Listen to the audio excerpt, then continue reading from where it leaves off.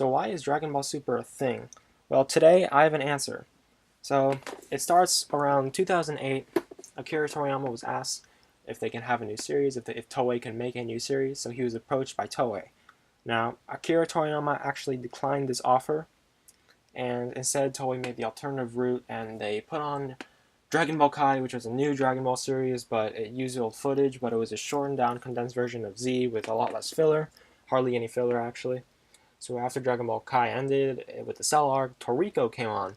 Now, Toriko wasn't doing as well as Toei expected with the promotion they were giving Toriko. The ratings weren't as high as they thought they would.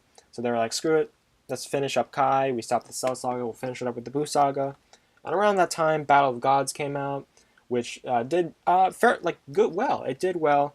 And then Resurrection F came out in 2015, 2 years later, and that did really well. Like, Resurrection F was actually the top grossing anime movie of 2015, which is it's really high numbers for Japan. I think it grossed like 68 million or 64 million dollars just in Japan, which is really crazy. So Dragon Ball Resurrection F did really well, and the guys at Toei, the executives, were like, they loved the money that was coming in. So it's kind of all about the money, believe it or not. But they were like, the Dragon Ball hype train is back. You were making a crap ton of money off of this stuff. Dragon Ball Kai, the Majin Buu saga, or the final Dragon Ball Kai, the final chapters were coming to an end. So we're like, what's going to replace that time slot? Because you remember they have TV deals. So the moment after Dragon Ball Kai, the Buu saga is completed on TV, the moment that that last episode airs, the next week they're going to have to be on with a continuation of Dragon Ball or a brand new series. So they're like, screw it, we're continuing Dragon Ball. It's making us a crap ton of money. We're going to do it right now. Akira Toriyama has been involved. He rewrote the script for Battle of Gods to fit his vision, and he wrote the script for Resurrection F, and I'm pretty sure he wrote the screenplay too, but I'm not 100% sure on that.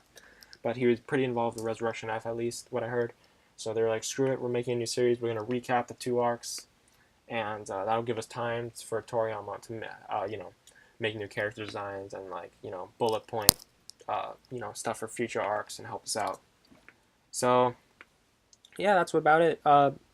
That's the reason why some of our problems were here in Super. The animation problems at the beginning of the series is because after Dragon Ball Kai, the Buu saga ended, they weren't sure what they wanted to do, and they were like, screw it. Putting a new Dragon Ball Super series. It wasn't like something like an anime like what's it called? Like JoJo's Bizarre Adventure, where they announce the show and then months and months and months later it gets released, or what's it called?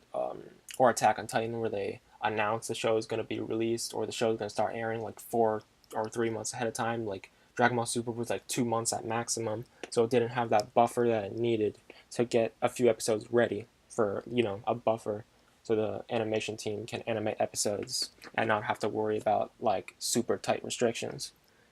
So after Super took Kai's time slot, like when Super took Kai's time slot, it was really apparent it was rushed because, first of all, the Dragon Ball Super logo was literally changed last minute.